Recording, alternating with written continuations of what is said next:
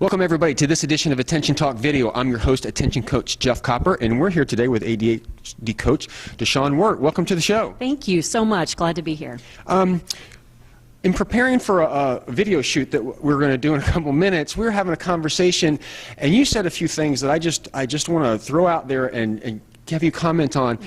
If you're a parent and you're going into the school system and you need to advocate for your kids, you said something like you might think the educators know more about your children than you do. You might feel like your parenting skills are on trial, and you might just feel judged. And I thought that was, oh my God, I mean, that's a very real thing. Can you just talk about that for a second? Yeah, well, if you're going through the I-504 process or the IEP process, part of that is to be in a parent team meeting, a group meeting with a lot of professionals with PhDs and MSED. So it's real important that you understand your role when you come in there. And part of that is understanding why you may be afraid of participating.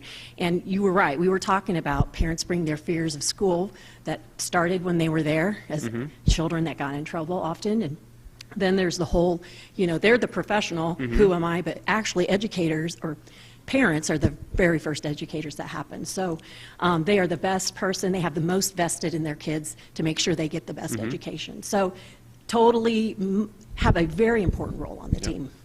One of the things that I've learned in interviewing experts is that if you're going into the situation, the educators know the normative solution, the generic type stuff, the average kids, the normal kind of accommodations.